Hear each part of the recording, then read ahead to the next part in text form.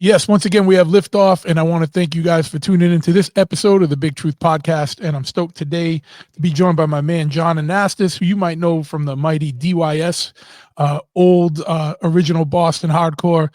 He was also the initial, the OG bass player of Slapshot, and also has had an illustrious career in marketing, advertising, and Ah, video game yeah. industry and Yep. crazy stuff like that.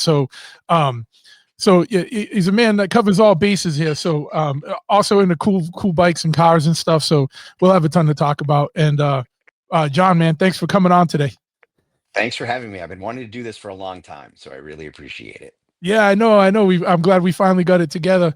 I'm only laughing because I know you're in sunny California, and I'm like looking right above you out the window, and we got our first snowstorm of the season. So I'm like, God damn it! I'm just watching it, and I'm like, I just shoveled, and I'm like, when I leave here today, I'm gonna have to shovel again. And I'm sure that amuses you very much, as you're gonna probably wearing t-shirts and shorts and going out on a sunny day. I don't miss Boston winters, that's for sure. I miss the change in seasons, Yeah, but I don't miss the winters. Like yeah. I drove a 50-year-old car to the gym today, which I wouldn't have, if I'd lived in Boston. That would have been tucked away until next summer. So I'm very fortunate. Yeah, yeah. I was in my Forerunner this morning, not the Impala, There you because of that go. exact thing. Um, so so so what's going on, man? Like, why don't we, because DYS is such like a mighty influence on Boston and also just hardcore in general. For like that early '80s stuff. Like, I'm always jealous because I got into it like when I was like in middle school in like '85 and in '86 and stuff like that. And I first started going to shows. Like I saw your lineup of Slapshot, like some of the original Cool. shows and Hmm. stuff, at the Living Room in Providence and the Rat and all that. But what did even like kids growing up today have like a 40 something year history of hardcore, but when you guys got into it, it was brand new, like in punk and stuff. Punk was only around a couple years and stuff. Like, what even got you on that path? Like, how did you even find your way into punk and hardcore? So it's interesting. I would say there's sort of two paths in. One path is I used to go to this summer camp in Maine. And you say, how do you discover punk rock in a summer camp in Maine? This summer camp had disproportionately, for whatever reason, kids from Manhattan. And I grew up on the North Shore of Boston. I lived in Cambridge right next door to Boston. I think we thought we were reasonably sophisticated and we lived in a real city.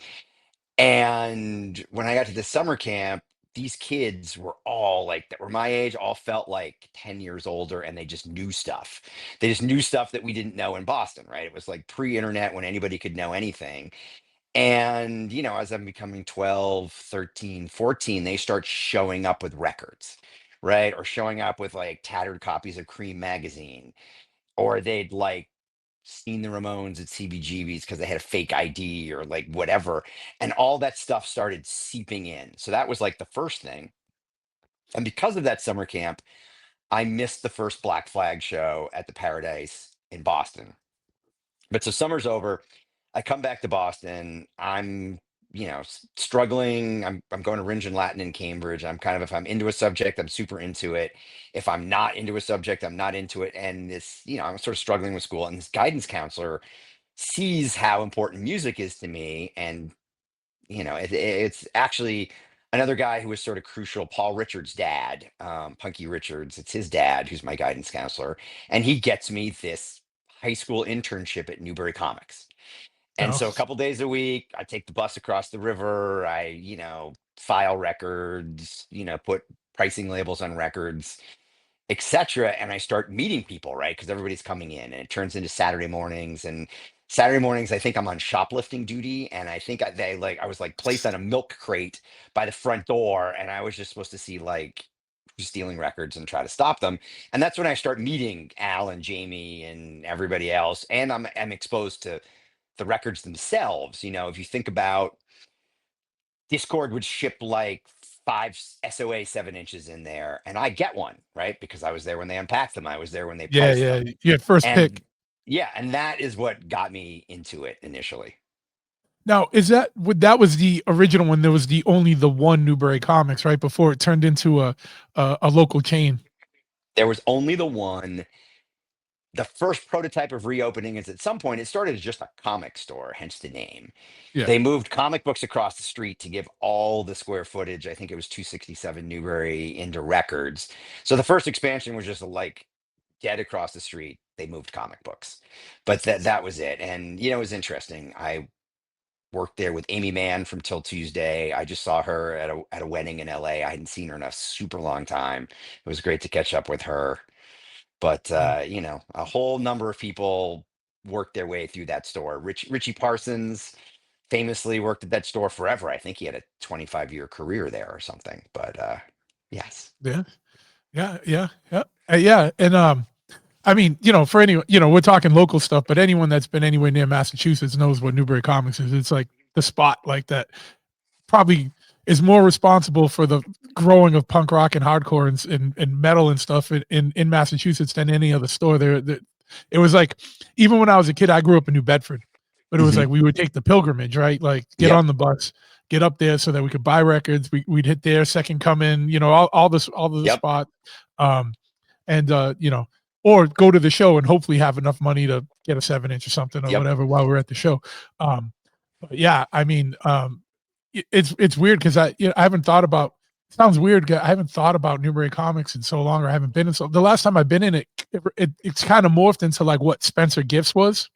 I don't Yeah, know if you sort of, remember because what Spencer. obviously, yeah, because record sales are down, right? So Yeah, now it's the vinyl figure, the t-shirt, and the comics are heavy again and yeah, stuff. and Yeah, the comics are heavy again, right? Because physical yeah, product is or sort of like physical product has become the t-shirt for, you know, a large number of genres in essence, right? yeah, Where you know what Taylor Swift does to top the charts now is actually an old rock, you know, punk rock play, which is like, you know, 7 different colors of the vinyl, and the super fan buys all 7 of them. Like that's the Taylor Swift fan now. But when we were growing up, that was the punk rock model, right? Like yeah. Kiss wasn't putting out 7 different colors of vinyl, right? It was like only punk No, rock no. bands. Well, they didn't need to back then, right? Like, Yeah, like if you were signed to a major label, that there was no, they didn't even need that, you know. Um, that is true. And then also, by the way, it was worth pointing out the Cars opened a recording studio a block up the street. And so like that was the thing, right? I remember when the Bad Brains recorded their album at the Cars studio. It's like that, it just, those couple blocks in Newbury Street just had an alternative vibe, right? There was like secondhand clothing stores that also sold like studded wristbands and, you know, punk rock gear. So you made the pilgrimage from New Bedford. I made the pilgrimage from across the river in Cambridge. People would just, you know, if it was Saturday between like 10 and 4, that's where people were. And then, you know, at 5 o'clock, they'd move to Kenmore Square, right? yep. But that was Yeah. just what we did. Yeah. And then it's funny too, because Rick Ocasek and the guys from the Cars had a lot to do, like had helped punk and stuff a lot too in those days. And I the drummer, and I feel bad because I forget his name because he's a really good dude. Because we were talking for a while, he wanted us to build him a Triumph because he's super Mhm. into Triumphs and stuff. And I always thought it'd be cool, but we just never got it together. Um, but but yeah, man, there was Boston music gets. I feel is very underrated. Like, you know what I mean? Because we're such in the shadow of New York, Yep. even though like, especially even like in the 80s and stuff, not now because everything's more global now, but back then, like a lot of hits and a lot of comedy and music were big in Boston, but we just got so overshadowed by by New York City, and uh, you know we contributed a lot. Totally. If you think about that time, a hardcore show peaked at the channel, which is what, 1500 cap, right? Like, Yeah, and you know, and SSD would make a pilgrimage to play Santa Monica Civic Center in LA, right? Which is like 3 times the size. Yes, you know, the yeah, entire record business was in New York, and you know, the scale was in LA, and you know, we had our thing. But I think as we started going to those other cities, and I think that's why so many of us ended up being drawn to those cities, right? Like so many people ended up moving to New York, moving to LA for the scale, for the opportunity, for all that stuff, you know? yeah. Oh yeah, yeah. And it's also order to escape the, the people move to LA to escape the weather, right? Or Yes. where are you? Where are you in San Diego? No, I'm Or in you LA proper. you're in LA proper? I'm just east of Hollywood. Oh, okay. All right. Nice. How's things going out there nowadays? I know post COVID the world's a very different place. LA is a very different place. So, everything works in cycles. I moved to LA in the mid 90s, mid late 90s, and LA was rough, Yeah, right? Like, if you think about that opening scene from Pretty Woman, right? Like, it was literally like that, right? Pimps and hookers walking the streets, and it wasn't safe. And I used to box at Mickey Rourke's boxing gym, and one day I'd show up there, and there'd be like 9 bullet holes in the door. yeah, yeah, I was leaving there one day, and like some tweaked out like white dude tries to get in my car at the stoplight, right? Like it was bad, and LA got a lot better, yeah, and COVID kind of turned it back again.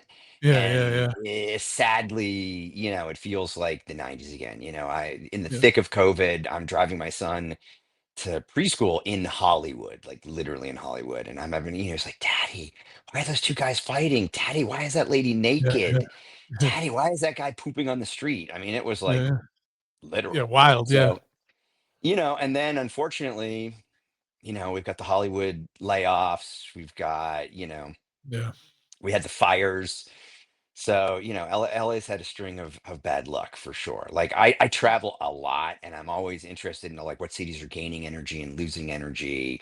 And at the yeah, worst of it, it sort of felt like San Francisco was last. And now it kind of feels like LA is last, sadly. yeah, yeah. No, that's why I was asking what the climate's like there. And the unfortunate thing too is that it's like reverting in that way, but the prices are still crazy. Oh, dude, it's Because I considered great. moving to LA years ago because I remember you could get apartments in Hollywood like fairly cheap, like compared to Yes. Boston. And then all of a sudden I went back and it was like they were like, nah, nah, it's like 2 grand, 3 grand now. I was like, that apartment was like $600. Oh, Like, dude, when I so the old thing that you used to have to do in New York, and you probably do, is like when I first moved to New York right after college, ended up splitting a one bedroom with somebody because prices were like that, right? So, somebody took the living room, somebody took the bedroom, and the only common space was the bathroom and the kitchen. And I remember being so excited that when I first moved to LA, a whole apartment that was like just mine was the same price as my half a New York one bedroom. yeah, Those days are over, right? I mean, yeah, I think technically LA is still a little cheaper than New York, but the gap isn't what it was. yeah, In the height of COVID, San Francisco got cheaper than LA, but now because of all the AI money, that's changed radically. yeah, But I feel for anybody trying to like build a life here. Like I've been very fortunate in life, but like it feels harder for me than it did 10 years yeah, ago yeah. to pay Yeah, for I think stuff here. everyone's feeling the pinch no matter where they Yeah, are. yeah, Um, so DYS, man, like what made you pick up a bass and like how did you find your way into like getting yeah, doing a band? You know what I mean? Like we'll jump around a little bit. I know you're on yeah. a timetable, um, but yeah, man, like what made you decide you're like, hey man, I want to pick up the bass, and then What made me pick up the bass is I didn't think I'd be good enough for guitar. yeah, Um, or guitar seemed too daunting. And what made me do punk rock is like it was like I've told this story too much, so I should stop telling it. But like, I was super into Aerosmith because every kid in Boston of that era wants to be either Steven Tyler or Joe Perry or both, right? And like the thought of like figuring out how to play Seasons of Wither when you're like 12 and you're me is like impossible. And I think I bought there's a Ramones Live in London record. And I think for the first time, like over the course of the weekend, I learned like half the record. And I was like, oh, maybe this isn't I can do totally this. impossible. Maybe this isn't totally unreachable. And that's Yeah, what started it. It's like finding a group of friends and like being able to like bang out like, Sheena is a punk rocker, right? Because it was like accessible and the energy was great and all that stuff. And I'm glad I stuck with bass because I get better, but I'm still not like you play with Craig Silverman, who I think is like one of the great journeymen. Like he may be, I'm gonna go out on a limb here.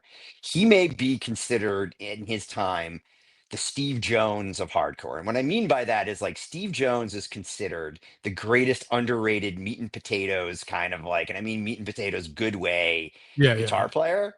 And I think Craig is gonna be the Steve Jones of hardcore, where people are going to look back and be like, dude, you're in the pocket always, right? Like your strumming hand is on point. And beyond that, like his writing, like Yes. if he's writing a Blood for Blood song, it sounds like a Blood for Blood Right, song. right. Agnostic Front song sounds like a Agnostic Front. A War Yeah. Machine sounds like War Machine. You know, the Slapshot sounds like Slapshot. When Yep. he can write for the band, like and carry the sounds, Totally. and Eh, that's a whole other talent. You know yeah, that totally. is like Totally. a gift. You know what I mean? I think you know, more than something you can learn. You know. Right. But my Um, point is I am not the Craig Silverman of hardcore, right? And what was ended up being great about bass is, and I'm probably giving myself too much credit even this way, I could become the Flava Flav of hardcore, right? Like my thing became performing more than playing. yeah, yeah. And also became, and it launched me in my career, like marketing more than playing, right? Like I was always the guy, like, what order should we play the songs? You know, like what should the back line look like? What should the tour poster look like? What should the records look like? Like that kind of became my contribution.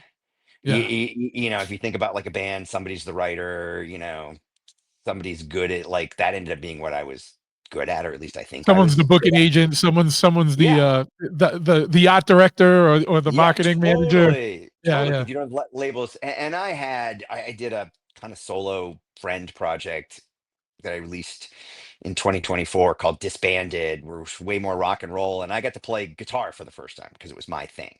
And straight up rhythm guitar. Every lead on there is somebody else, but it was fun this many years later to be like, okay, I can play semi credible rock and roll rhythm yeah. guitar.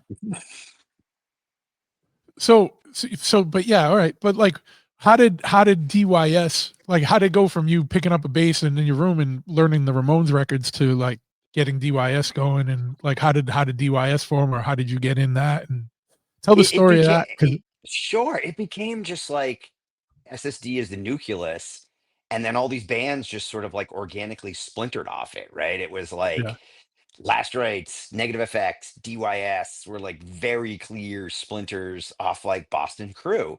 You know, like I had met Dave Smalley through the SSD guys. We both started showing up at SSD shows and we started doing stuff together. And then it was Al Barill's suggesting that Andy Strahan play guitar, right? And like Andy was part of the Boston Crew, and he said to Andy, "You should play with DYS. They're looking for a guitar player." So that very much became the nucleus of it. And then yeah, since then, because we had this whole second bite of an apple, there's been, you know, this number of different people in the band, all with roots to old school, hardcore, and like Boston. And it's interesting, right? Because you sort of like, you know, if you watch, like, again, I'm not comparing us to this, but when Metallica had to replace Jason, right? Like they knew the bass player, right? Like he had a shared set of values, right? They knew Treo, you know, like, and it's sort of been that. Like I moved, you know, moved to LA, and you know, we ended up doing more shows, and I needed an LA based lineup. And who's around me? Franz Stahl from Scream is a neighbor, right? Lives half a mile away. You know, who's also in the Foo Fighters. Al Pahanish came to Boston to go to Berkeley, was in Power Man 5000. I met him in LA, like he's around. So you're still just always trying to surround yourself with like shared values, shared sure, influences, shared ideas, some connectivity to Boston. You know, like yeah, I just had Johnny Rock from the Boston band Half Cock that was signed to like Power Man 5000's label for a minute, do something for me. Like we're just always trying to, like, you know, keep some version. There's just a shared language, right? You drop into a studio and you just pick up three-quarters of the way through it if you have that shared piece of it. You yeah. know, like I look at like what War Machine, like you guys all came to the table with this shared thing I'm sure before you even got in a room together. Oh yeah, it was that started. That was a joke from like Blood for Blood's last tour in Europe. I went out with them, and we were, yeah. It's a long story. I'll tell you sometime. We're here to talk about you today. No, we're here to talk uh, about both of us. I know. But yeah. So you know, like, but like as I said, as a kid getting in, you know, like I was so mad. You know, I was grateful that I got in when I got in. I got to see like the last FU show before they were Straw Dogs and stuff like that. I got to see Yep. Jerry's Kids with Suicidal. I got to see the tail end of everything of the first wave there. But I was so mad that I missed, like, you know, SSD, the Impact Unit, you know, like Siege, all like the stuff that came before DYS. And I'm glad that I've gotten to see most of those bands by now, because Yeah, the good thing about hardcore is that if it's like, no matter what you do in life, like when you came up with this, I feel like if this was really in it, like people, they might go, but they all come back. You know what I mean? Like, I feel like you can't really kick it because it's become such an integral part of you. So, that I got to see all the bands that I missed for the most part, except for SSD. But I've seen, that I've that's seen Springer true. around That's doing true. stuff. Yeah, So that's true. But I'll tell you, it's some way I might say you came in for the best of it. Like, arguably, to your point about it being proto, it's probably less, the stuff you missed is probably less good than you remember. Like, yeah, there was a level of experience and professionalism by the time you got in that wasn't there. Like, I loved SSD more than anybody, but they were famous for like something always happened and there was like 10 minutes in between songs and like shit would yeah, break, yeah, right? yeah. Or like, venues were only this big. And I sort of feel by the time I was doing Slapshot, like what you could be was bigger, right? Like you could sell at Irving Plaza, you could get signed to Roadrunner, you could get signed to Metal Blade, like Yeah. you could go on a tour opening for Motorhead, like you look at all the things the Cro-Mags did, like what was possible by like 85, 86, 87 was just a whole other level that Oh, sure, frankly sure. we missed out on. Yeah, well, that's how it always goes, right? The people that lay the foundation, the next people like build up from that, and Yeah. you laid the foundation, and then the next people were making the first floor, and then it went to the second floor, third floor, whatever, like people, it just got bigger and crazier. And now Then I it died down. see, yeah, but now I see Slapshot playing in front of, 50,000 people at Hellfest. It's like a Yeah, whole different world. sure. Yeah, yeah.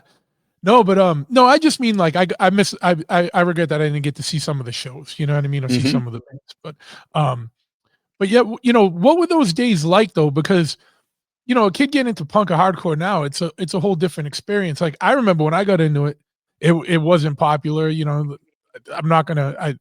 I literally got in a fist fight at least weekly because of it. You Yep, know what I mean? Because it wasn't cool and it wasn't whatever. But like 81, you know what I mean, or that time frame it was even different. The world was a different place too. Like was it a lot harder getting like kind of what you just said, like was it a lot harder getting shows and getting things together and trying, because like you had to, no one even knew what it was, like, hey, we're going to be here and there's a bunch of kids going to be running around and jumping off the stage and blah blah blah, like trying to convince someone of that like in 1982 or something is a lot different than nowadays. totally. It was harder getting shows. They were afraid of the violence because everybody was insistent on doing all ages shows, or most people were insistent about doing all ages shows. The FUs were like the only band I remember that would regularly play over 21s. The venues felt like they were going to make less money, right? Because they don't have bar. Sure. Like you're a bar owner now, right? Like Yeah, yeah, yeah. you Me can and Packer, imagine what. the other Slapshot bass player. Yeah, so you know what it's like with like the Yeah, $5 cover without, when you're selling Diet Cokes versus the $5 cover and alcohol, right? Or whatever yeah, it sure, was. sure, sure, yeah, So there was that challenge, right? Because we were all adamant about playing all ages shows only. Um, all of it, there was no internet, like literally you were like wheat pastering flyers around to try to get seen. Like it was all a lot harder. yeah, But I think that made it like anything that's harder more gratifying. yeah. To your point, I mean, dude, not only was I getting harassed for being into hardcore, I mean, I remember going to see Motley for the first time, and they look like girls, quote unquote. And like I remember the same people that used to give me shit about liking hardcore. Like I'd walk by like the Hesher area at Ringe, and I'd be wearing a Poison shirt, and they'd be like, "Who are those faggots?" And then I'd see them all. Every one of those kids was at Motley opening for Ozzy at the Garden a year later. Every single one of those kids. Oh yeah, yeah. Well, you know what though, and I know you mentioned like, wheat paste and posters. I put them up at the pizza spot or whatever. I kind of miss that, cause or just looking at like like the free newspapers that would have the listings for shows. I feel like it was easier because I feel like now I get lost in like the algorithm and I don't see a show until 2 days later Yep. when someone I knew took a picture and posted it. I was like, oh man, I forgot about that show, or I didn't even Yep. know that was coming. Whereas before, when I felt it was easy when you can look in like the newspaper or like walk around to the spots like Little Stevie's Pizza or something, there'd be Yeah. the flyer there. You know what I mean? Like it seemed like that was a little bit easier for building that. Totally fair. But I mean, it's also different. Like when we started playing again, which by the way, I never thought it would happen. And we started doing European festivals and you show up and there's like, four Marshall cabs and two SVTs on stage, like all set for you. And you just got to like plug in and roll. Yeah, yeah, Like yeah. that never existed the first time around. No, no. What was the first time you guys played again? Was it that Club Lido show in Revere a few years ago? Well, not a few Uh, years, like 10, oh, 10, 10, yeah, 12 years ago now. 15. Yeah, it's the 15. reunion Yeah, show. The yeah. the reunion show that was absolutely the first one. And by the way, that was supposed to be I was the at that. only. Awesome. Thank you for Yeah, coming. That was, by the way, of supposed to be course. the only one. So the only reason I kind of convinced myself and everybody else to do it, besides supporting Gallery East, was so there was no HD back in the day, right? So there's no like there was never any true multi-camera footage of DYS. So I literally decided to do that show literally just to have multi-camera HD history of the band to like show my Yeah. kid, whatever. I didn't even have a kid then, but I was thinking about like when I might have No, a no. Yeah, kid. yeah, And that was the only reason we did it. We're supposed to do one and done. And because I'm wired the way I'm wired, I think I flew to Boston 7 times. Like we rehearsed, like rehearsed. yeah. I came, so if I came to Boston 7 times, we did 14 rehearsal days, teach everybody the songs, run the set at least 2 times a rehearsal, like took it very seriously. And then because I'd never done it before, like I need every cheat possible to not suck, right? So every cheat possible to not suck means we're gonna have the best backline, right? Every cheat possible to not suck means like we're hiring professional crew. I don't know how to sound good anymore. And Yeah. so you were there, right? We got six heads, six cabs, like rolling the whole thing, and took it very seriously. I asked Dickie Barrett from the Boston's to introduce us. And again, I think this is just one and done. And afterwards, we're like sitting backstage, and Dickie's like, dude, do you want to do the hometown throwdown with us this year? Like it was like whatever it was like good enough for him to think, I Yeah, want you yeah. to do the hometown throwdown. And so now on my calculation is like, okay, we're going from 1,000 people to 2,000 people, 2,500 people. Let's roll. Let's do it. And then that happened, and I was like, "Can we go to Europe? Can we do other festivals?" I start thinking like, what's possible, not as a full-time thing. And so I'm living in LA, and we had great guys playing with us for those two shows. There's no issue there, but like I'm in LA and I can't keep flying to Boston 7 times for every show. So we needed an LA based lineup, and that's where I was lucky enough to convince Franz Stahl to do it, to Yeah. convince Al Paganish to do it, and found this incredible kid, um, Adam, who interestingly is not from Boston, but went to Berkeley School for Music, so other Boston connection. He had done a short. He's a multi-talented musician. He's in like kind of a reggae ska band now, signed to Tim Armstrong's Hellcat Records, called the Calamatics. But at that time, the only hardcore he'd done Far From Finished. He'd done a couple of European tours with Far From Finished, and he to me he was like the punk rock version of Billy Duffy, which is like always the sound I hear in my head when I want like that guy, like the guy who can just step up, throw a foot in the monitor, Les Paul goes up and just shreds, right?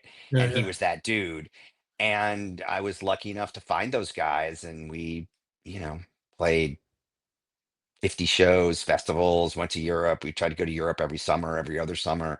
And it was like a second bite at the apple that I never thought I was going to have, was never even planned when we did the Club Lido show. And I've been just so, so, so grateful to the fans, to everybody that we had a shot to do that.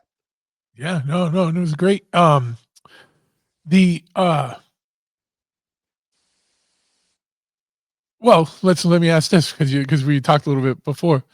Anything coming up show wise? Are you guys keeping the train rolling, like or new music or anything on the horizon? Yeah. So Anything that you could talk about? we had a pretty good cadence. I mean, you live this life, you know how it is. Like really the only thing that's viable. Sorry, That's all just right. a, I'll just start over and you'll cut it out. yeah, So you live this, so you know this. Really, the only cadence that's reasonably viable, you run a business, I run a business, is to kind of do the Europe thing, right? Like that's where the scale is, and you can do kind of mini American runs. But even if you're agnostic front, like I watch them knocking out in like 6 to 12s, right? They're not like playing 250 shows in No, America. no, no one's doing. Everyone's doing like 2 weeks, and Yeah, yeah. that's kind of And so we kind of built the machine around that, and we were kind of doing it on a regular basis, and we put out new music. And I know it's very hard for legacy bands to put out new music, and I know the fans really just came wanting to hear Brotherhood. Like, dude, the hardest thing for us is they didn't even want to hear the second record, right? yeah, Like, for me, the thing was my non-negotiable with Dave Smalley is I'm only going to do this if I can do what I want to do, and I don't want to go out and play like the Brotherhood puppet show. No offense to the people who came to see the Brotherhood puppet show, or like, but like I said, we got to put these two records together. And so what we ended up doing is slowing down the Brotherhood stuff, speeding up the second record stuff. Dave is singing an octave lower on the second record stuff now, so it all kind of syncs, right?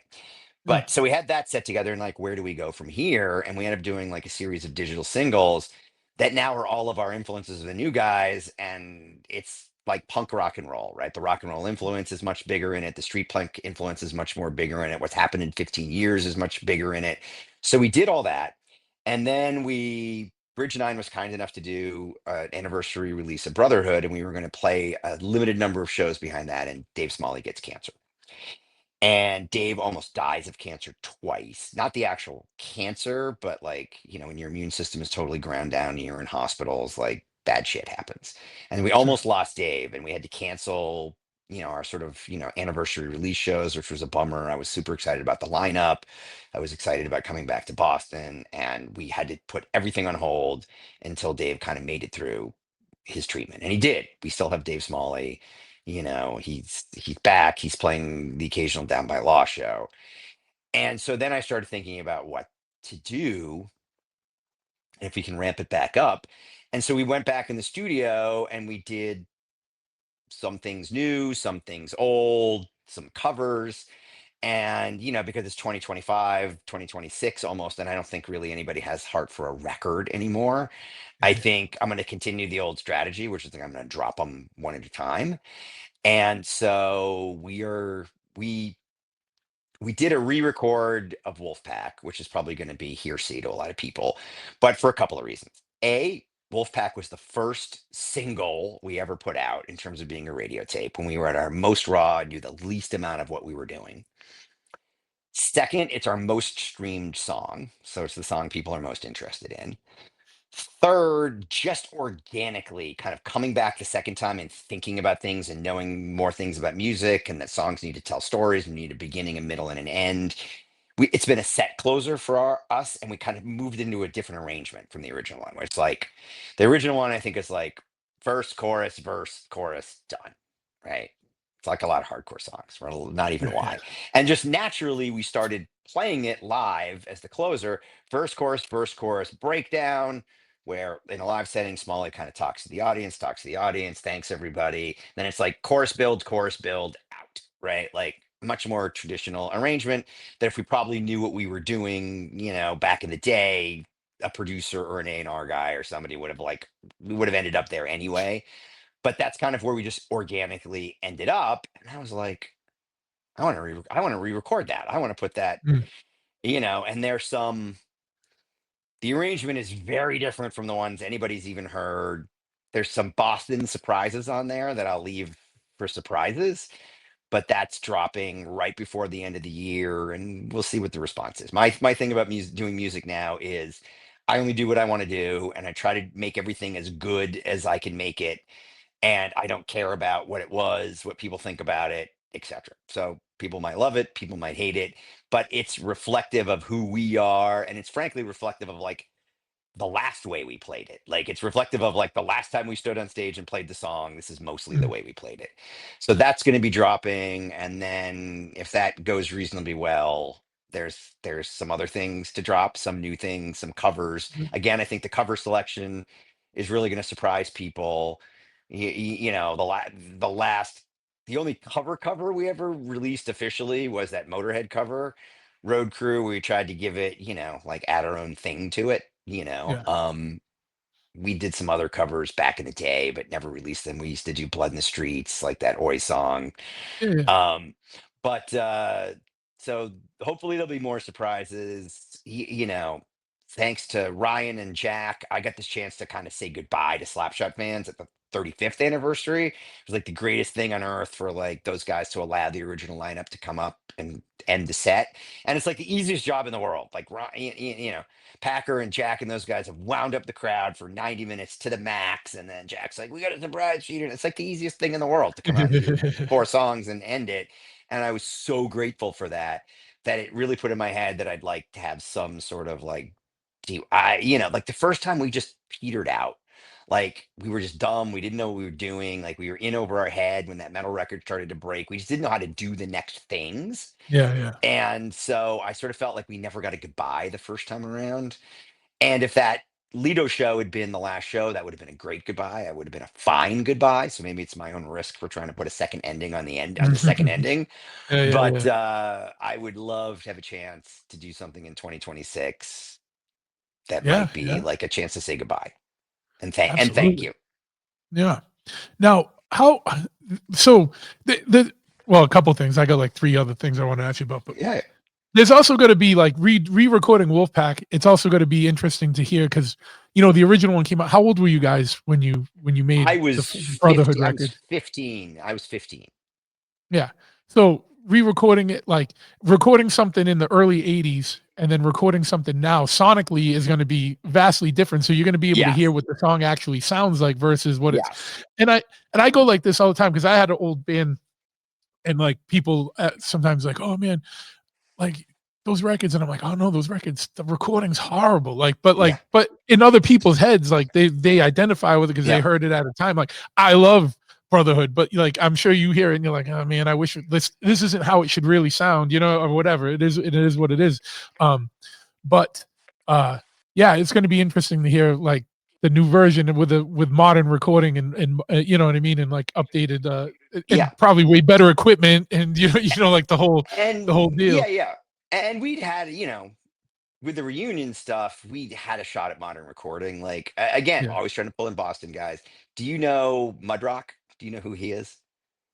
No. So Andrew Murdoch, Boston dude, he worked for New Alliance, who were the producers of our first record. Back in the day when we were a metal band, he was our live sound guy. He was our go-to Okay. live sound guy.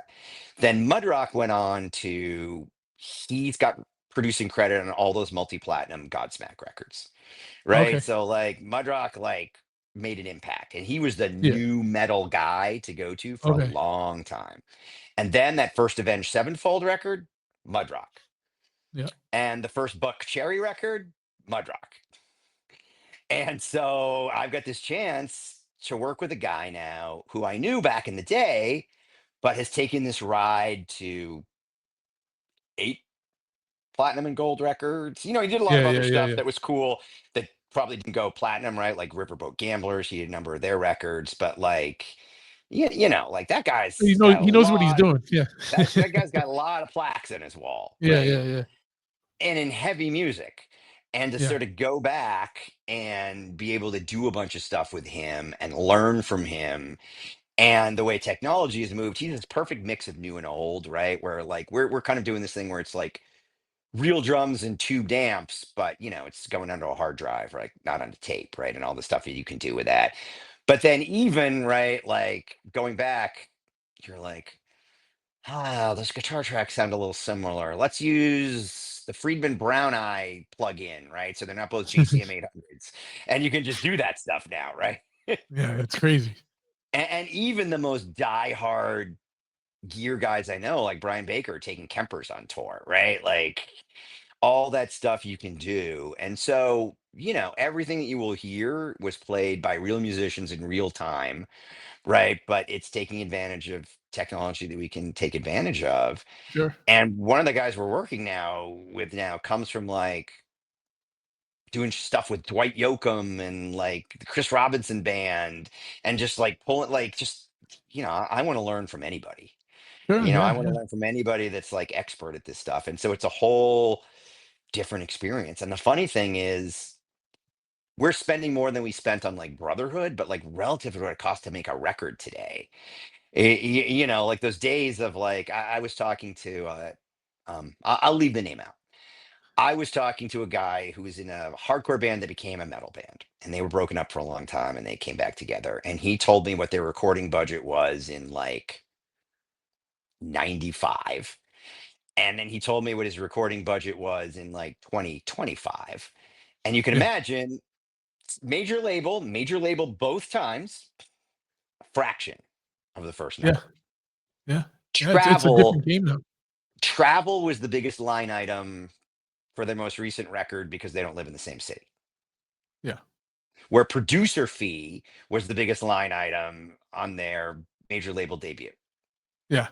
Yeah, it's a different game now, and it is funny thing too, because like everyone in bands, like no one lives in the same city anymore. Every band, everyone lives. There's at least Yeah. one guy that lives on the other side of the country, and Yep. and it is what it is. But one thing, we talked, we were talking a little bit about hardcore and metal and stuff. Boston in '81, it almost sounded like it was just mayhem. Like every record that came out was just like blistering speeds, like and you get the comp called unsafe at any speed and all this, right? Yep. But like everything's blistering fast. That was the Boston sound, was just like insanity. And then everyone's second record, everyone was ACDC. Like what happened with all of you guys? Like what happened? Like when did it turn from Kids Will Have Their Say to How We Rock, or like from Brotherhood to Fire and Ice? Or like what happened? And it's just very curious. I always wanted it, and I never got to ask you that, or anybody else All that. right. Well, I've learned my lesson for speaking for anybody else. I'm only going to speak for Yeah. me. It's Speak funny. speak speak for you guys, The yeah. great Al Burrell, who we have lost. Like I love Al, but like every time I would say something about this with SSD, I'd have like a DM within like an hour, and I mean this in like a Yeah, best yeah, way. And he'd yeah. like tell me whatever I said was bullshit, and it was a Yeah, complete yeah, yeah. made up fiction. And it's Yeah, his story. So so yes, I'm sure it was complete fiction. It was the story in my head from like standing on stage left, right? Like, but yeah, yes, it was not the story in his head. So I will speak for me. But remember where I started with this podcast, right? Where like I probably wanted to be Joe Perry long before I yeah, wanted to yeah. be Dee Dee Ramone. And now it's possible, right? Now, Sure. like you've played whatever many shows you've played and how many rehearsals you played. So that's part of it. But the other part of it is, again, still no internet. If 80% of the Boston crew sees Black Flag at the Paradise and then starts writing like Black Flag, now what happens in like '84? Metallica comes to town and plays the Rat in support of Kill 'Em All, right? Like Anthrax comes and plays the Channel, right? Like all these like all alt metal bands or whatever we're gonna call them, Yeah, like the early thrash and the yeah, early thrash, and it's the same thing, right? If you think that like five people left the Channel and formed a band that sounded like Black Flag, five bands left the Rat after Metallica and went to Daddy's and bought, a JCM 800 used stack and put an ad out to get a second guitar player, yeah, yeah, right? Like yeah, it's just the influences that you hear. And I will say, seeing Metallica live was every bit as game changing, even if I didn't have those other influences. But the other thing people don't know is Wait, like, were you at that Rat show? I was. Yeah. That's the one that And didn't all their equipment got stolen, right? I Or can't was that a different remember. one? Or was I that can't the remember if that Channel? was them. I can't remember. Yeah, Can't remember which one of those things. But and then also there's Anthrax's equipment got stolen. I mean, a lot of people because yeah, they were traveling with a lot of gear. But so I was at those shows and like it was as life changing. You're just sort of like, because the other thing people don't remember is like I remember people used to yell like sell out. Those guys were not making any more money. Like I bet you in '84 Suicidal's guarantee was probably bigger than Metallica's, yeah, right? yeah, Or like Social D's guarantee was probably bigger than like Metallica's tells all the stories about living on $10 a day per diems. Like we were living on $10 a day per diems. We didn't look at Metallica at that point and be like, we're gonna get rich. yeah, yeah, yeah, We yeah, just looked at Metallica and said, like, this is fucking badass. yeah, You, yeah, you yeah. know. And so that's where those influences started coming, this combination. But as I was saying, what I don't think people know, the Boston crew used to go see Iron Maiden. The Boston crew used to go see AC/DC. The Boston crew used to go see Van Halen. The Boston crew would go see the Specials. The Boston crew would go see Bad Yeah, Brains. yeah. Like we were never just like only going to hardcore shows. Sure, sure, yeah. The That ridiculousness came later, like when Jamie Strap and I ordered matching Explorer Hamer bases with tremolos. Like maybe that was a Yeah, bridge too far, but yeah, yeah, yeah. That was the next one. When did it get too far, right? Um, did when Boston Not LA came out, did that cause a lot of stir? Like, did it cause a lot of animosity, or did people kind of take it for, you know what I mean? I was so young then, I didn't know Yeah, because like if you remember my first band Decadence was on that and I was probably 14 when I recorded that and I only managed to yeah. squeak on that because I think because I worked at Newbury Comics and they didn't want to like they didn't have the heart to tell the 14-year-old kid standing on the Couldn't milk be on it. crate Yeah, that his band couldn't be on it, right? I mean the irony of that is Slam got an MTV sync for like Santa's Secret Life of a Slam Dancer that ran for 15 years. So the weird thing is that song may have earned more money in publishing, not that I got rich off it, than any song on that record because of that yeah, sync. yeah. That's Like crazy. it ran for 30 days for 15 years or something on MTV. That's crazy. How did that happen? Like, because well, at Uh that point, MTV was still invested in music, and it wasn't making like 16 and Pregnant or whatever and yet. at that Like, it, and at that point MTV was still sort of punk rock. yeah, Like they. nobody I remember seeing punk rock videos like Kraut No, no, and but I also mean punk rock and how they operated. Like nobody called and was like, yeah, so yeah, we want to put a sync deal together for this, yeah, you yeah, know. yeah, yeah. Yeah, They no, just it's did it. great. They just did Yeah, it. yeah, yeah. No, but yeah, yeah. It's it's been a wild ride. Like, so what? How did what made you? What was the thing that pulled you out, moving out to West Coast? So what pulled me out of Slapshot was like after DYS broke up, you know, you think about all the awful jobs you have when you're in bands and like Yeah, they don't define you because you're always like, I'm a musician.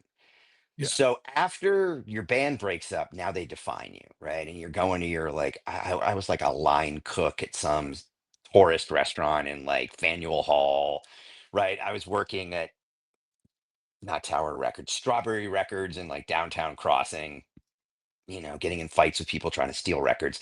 By the way, a funny story. So Strawberries was owned by Morris Levy, who was a made man. And because he was made, the deal was you got a $200 bonus every time you beat up a shoplifter, which meant a lot to a struggling musician. If yeah. you roughed them up, you got a cash bonus rather That's than awesome. just like taking them That is back. awesome. He ended up doing Fed time, but that was my greatest memory of working at Strawberries, right? It's like cash bonuses for being rough on shoplifters. Um, but so so so like so like let's not just skip over that. Like, did that make was that a pretty lucrative side hustle? Like, no, because I'm small and not that yeah, tough. So let's be really clear. I'm small and not that tough, and I discovered it by accident the first time, yeah, right? yeah, Like, you know, somebody made it impossible for me not to defend myself, and I yeah, did. yeah, And there yeah, was a yeah. surprise in my check that week, and I asked why. And so it gave me a little more greed courage when it happened, but like I'm not a tough guy. It Greed was courage. not that That's a good name for a band. but it was not that lucrative. But at any rate, so you are now defined by those jobs, and so I went back to my parents, and my parents are really highly educated, and the most hurtful thing I could ever say to them and rebellious thing was I'm not going to college, and so of course that's what I said, and then I said, hey, you know that college thing, and they were kind enough to put it back on the table, and then I'm in Slapshot and I'm trying to do school and do Slapshot. And then I transferred to Amherst to finish up. And then to your point about distance, it's before everybody lived in every city. Now I'm a 3 hour car drive from practice and they're trying to do more. And I just couldn't do two things. And so I finished college and I did a short stint in New York. And I started going to LA because Christine McCarthy had moved to LA to be an actress. Jamie and Angie Sharappa had moved to LA, you know, bands that were starting to make it move to LA. And so I would start going out to LA to visit them, and it was like a pretty good life. You know, like Christine was like made at that point. You know, she was on like 90210. That's right. And Yeah. so, like, the life I would just be surrounded by, it was not a normal LA life. Like, I kind of thought it was normal LA life, but I was like, oh, this is life here, you know? And like, weirdly, in addition to those punk guys, there was this actor, John Enos, who ended up in Melrose Place. And I'd known him from this like hardcore steroid infested bodybuilding gym in Salem where he used to sell steroids out of the men's locker room. And then he became a huge model, a huge male model. And he was like I think he's a Salem guy, and he was like dating Christy Turlington and everybody. He was dating Madonna. He's in Madonna's sex book, and I just known him from the gym. He was just a, you know how it is with gym guys. Yeah. I'd seen him 300 days a year for like 5 years or whatever. Yeah, yeah, And I yeah, come out yeah. to LA, and he's a minority owner at this club called the Roxbury. At the time when the Roxbury was the hottest club in LA, and so just through dumb luck, I'm like rolling into the Roxbury. He's dating the porn star Tracy Lords at that point. And so my life is becoming like if I go to LA, I'm like in the Roxbury with like Mickey Yeah, Rourke and John Enos and Tracy Lords, or I'm like hanging out with Christine and like the cast of 902. And I was like, this is the best. yeah, yeah, yeah, yeah. And It's I thought everything in LA was like that. And so I was like, I got to move here. And I figured out how to get the biggest ad agency in the world to give me a job in their LA office. And that was my start in LA. is that what you went to school for? Advertising? No, the funny thing, so advertising people don't actually like people that studied advertising. They actually like people who started liberal arts. Their belief is like if you take a liberal arts degree, you learn how to think, and we'll teach you how to do the job. Yeah, At yeah, least yeah. then. I actually thought I was going to be a music industry lawyer. Like I didn't think I was going to go that far from the apple wasn't going to fall that far from the tree. And political science is a big pre-law undergrad thing to major in, but it's also a big advertising thing that I didn't know. So I ended up with sort of like the right undergrad degree, and I still wanted to be creative, and I decided law school wasn't for me. And so I was able to get a job at a really big advertising agency in New York. And then you want to talk about sort of punk rock disruption. It's the very beginning of New York advertising. I mean, of internet advertising. And I write this super arrogant, super rebellious punk rock letter about how, like, you guys don't get this digital thing and this digital thing's going to be huge. And if you don't care, I don't care because I'm just going to take your job and your clients. Like, I think literally that's what I wrote. Yeah. And it got published in like Adweek, right? It's like a letter to the editor, right? But like, I'm throwing the punk rock attitude into it. And Saatchi & Saatchi LA had been asked by Toyota, the biggest client, to start an internet division. And nobody knew anything. Like you couldn't hire an expert. Yeah, And so, because there was no, and because it wasn't, it was just there an wasn't emerging one. thing. Yeah, yeah. And You so gotta the make an managing, expert, yeah. yeah. And so the managing director of the Saatchi office saw this letter and like flew me out for an interview. And I was looking for a way to like keep living that LA life. Yeah, yeah, yeah. And so then I ended up with this sort of, I mean, again, like I'm early in my career, I'm not making like real money, but like enough money to like have my own apartment, have a car, like, roll with the crew. Like, if I need to go to dinner with the bougie people, like I can pay for my own dinner, and I'm making enough to do that, right? Like Yeah, yeah, I'm yeah, not, I'm, yeah. I'm not a drain on it. Like I'm making enough of my corporate job that I'm not a drain on anybody, and it was really important to me. Like there's so many people who like take in Hollywood. I think like Yeah, one of the reasons I was able to do okay is like I could carry my weight, right? I wasn't sure. asking anybody for anything, if that makes sense. Yeah, and also, everyone I know that moved to LA or moved out west, somewhere out west from east, like, displays a work ethic that, Yes. and also not even in an attitude about things that, like, they appreciate, like, if they're, you know what I mean? Like, not everyone appreciates it, but people that are, like, hiring employees and Yes. appreciate But still it. not everybody appreciate it. I mean, Yeah, I got a lot of like, whoa, whoa, whoa, whoa, whoa, like yeah, pull this back. And it's funny because I've gone back and forth a lot. I get this weird thing where like if I'm in New York, everyone's like, you're so LA. And when yeah, I'm in LA, everyone's like, you're so New York, right? It's yeah, like yeah, yeah, yeah, yeah. it's funny. But yes.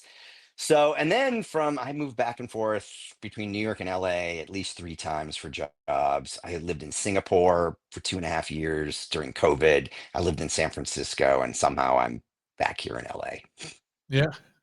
Well, you're doing, that's probably where you're, meant to land, right? Like, Maybe, maybe.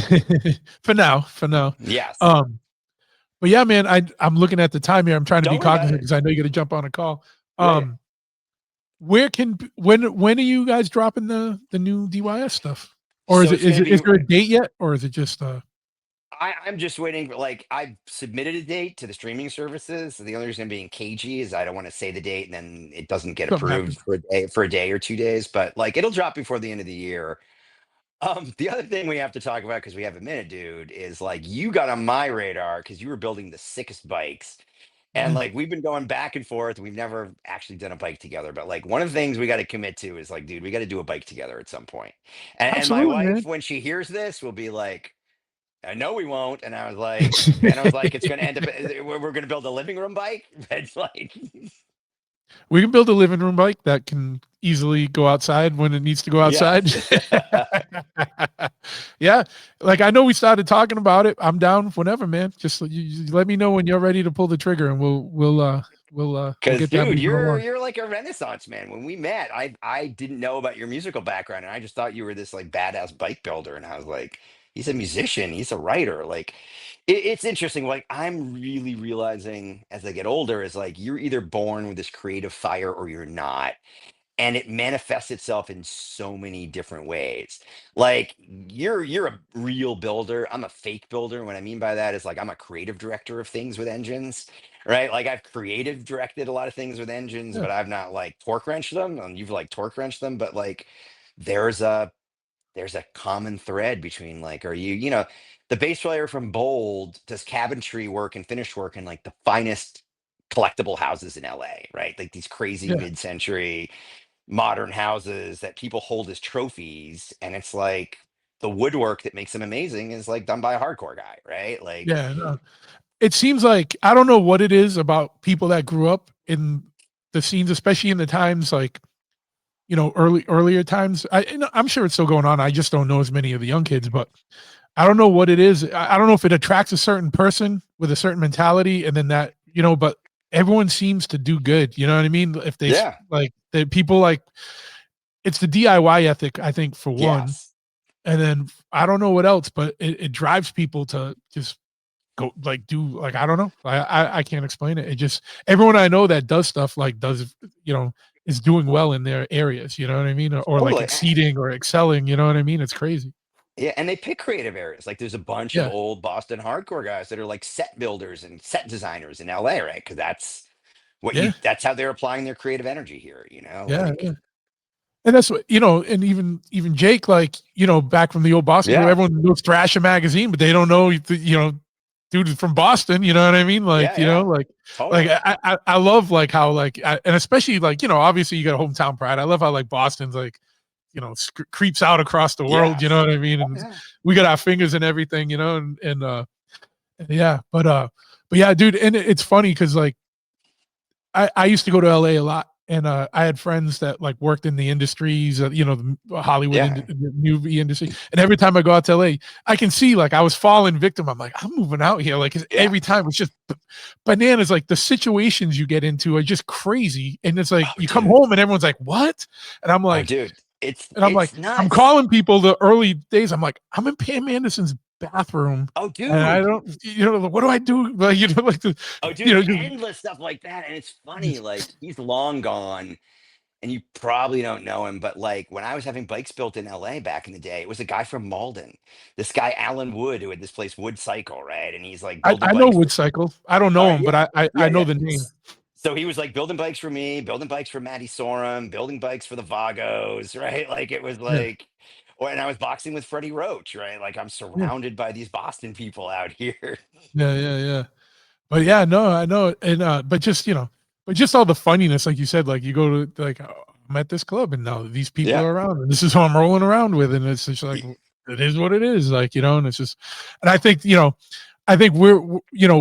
coming from punk rock, but also coming from Boston, we're not very starstruck, so we just approach them like people. So I think those people like glom to us because we don't give a shit that like I don't care what you're doing, like And it's funny. I'll tell you a funny story about that. So I was at my kid's kindergarten orientation like 4 years ago. He's in third grade. And all these parents are milling around, and I hear a Boston accent, like a hard Boston accent. So I'm looking around, of course. And I see it coming out of like a black man, which is not particularly common, especially in LA, right? And so I was like, I'm gonna walk over there.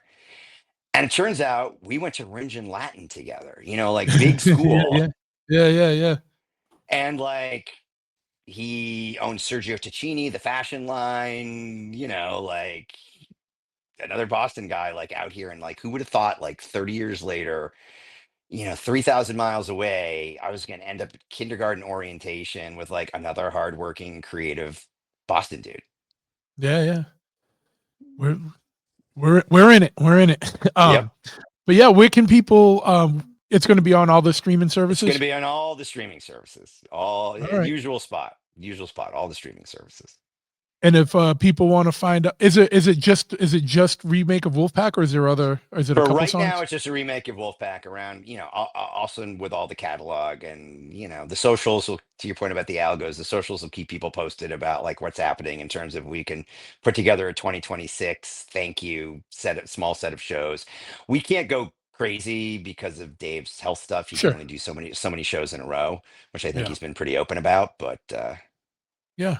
And then where can people find what are the just list out the socials, and I'll put it in the show notes as well so people can oh, find it thank too. you. So I'm gonna get it wrong, but I think it's DYS underline Boston underline official is like the Okay. IG, which is like the biggest footprint. Okay. Oh, Yep, I'm here. yeah. All right. It literally just glitched out right there. It just Ah, paused right there. So I was like, all right, well, at least it was right at the end. yep. So DYS underscore Boston official. I'll put it in the show notes. I'll look it All up, right, and I'm all right. sure I already followed anyway. And do you want to put yours out, or I'm fine. You can find me. okay. You can not find me. I keep Yeah, capitulating between being public and private. It's yeah. funny, but dude, thank you. I've been wanting to have this conversation with you for a long time. I'm mad respect for all the things that you do. You too, bud. You too. And and when at one of these shows, when you guys do these, we'll talk further, man. And All right. if you guys want to come on and we do it in person, sometimes it's a lot That'd easier, be a lot better. dude. Totally, I love it. And then we'll promote that stuff, and you know what I mean, the shows and everything. All right, thanks, dude. All right, man. Have a good one, man. I appreciate it. I'm gonna hang up, but and I'm gonna shut this off, but I'm not hanging up. Gotta Hold wait for on it to one second. render. Gotta wait for Yeah, it to render. Yeah, I know. 1 second though, and I got to just follow up with you really quick on something. Hold on. Okay, all right.